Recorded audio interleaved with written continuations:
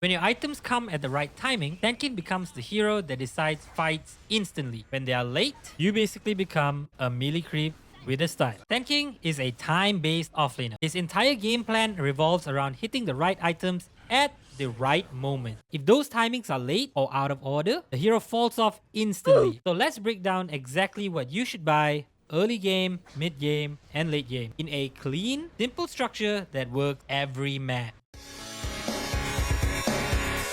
Your starting items should always help you survive the lane and get the resources you need for your first real purchase. You want regen, some mana security, and a couple of cheap stats so you can trade safely without being forced out. Magic Wand is incredibly efficient in high spell lane, and off lane almost always is. Even just 8 to 10 charges can completely flip a trade, so don't delay it if the enemy is spamming. Your first few purchases should help you stay in lane longer so you can secure levels and last hit. Small stat items like null talismans give you mana, armor, and damage. All the things that Sand King needs to stand his ground. Null talisman is cheap, reliable, and does exactly what you need in a difficult lane. It's often the difference between being bullied out early and actually controlling your side of the lane. Getting boots early isn't optional on this hero. Your entire ability to dodge spells, reposition, and land barrel strikes depends on your movement speed. The faster you get them, the sooner you can start making aggressive plays. Face boots are the go-to upgrade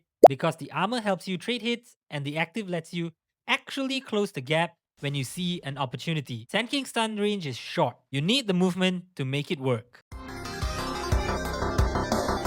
Blink is the item that turns Sand King from a farming hero into a playmaker. You want this item between 10 to 12 minutes in most games. Earlier if you win the lane, later if the lane is rough. But you should always prioritize it. Without Blink, all you can do is walk at people. And that never works. You'll get slowed, stunned, or blown up before you get your spells off. Blink is your entire identity. The moment Blink arrives, look for a move. Even a single kill or a tower fight can snowball your entire mid game and give you control of the map. Shard at 15 minutes add multiple epicenter pulses, turning every initiation into a much more reliable damage. It also gives you better farming potential since the pulses stay active every 3 seconds. Aghanims turns epicenter into a 3 stinger attacks, areas being created every 0.5 seconds at random locations, measuring 35% of the epicenter's radius. It gives you a crazy amount of damage and slow all at once. This is one of the strongest mid-game spikes you can buy because it lets you decimate fights.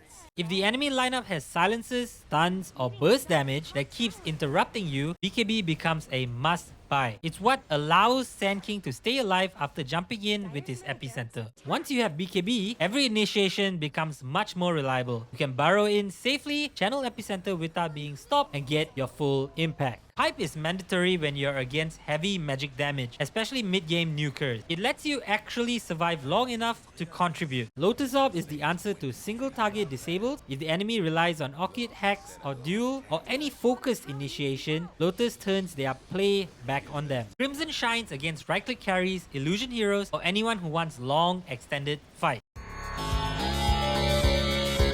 Refresher is your highest impact item in the late game. A single epicenter is strong, but 2 of them back to back can end fights instantly. Shiva's gives armor, vision, and a huge AoE slow that helps control the fight. It pairs extremely well with your natural AoE presence. If you keep getting blown up before your spells land, Aeon Disc gives you a second chance. It guarantees that you'll at least get a barrel strike or epicenter off safely. Once you're 6 slotted, upgrading Blink gives you an extra burst of damage and a slow feel that makes your initiation much harder to counter. Sand King's entire identity revolves around item timing. With the right items, in the right order, you can control fights, create space, and scale into the late game consistently. With the wrong ones, your impact disappears almost instantly. If you want consistency, follow the timing. Understand when to adjust, and you'll start feeling the hero's full strength in every fight.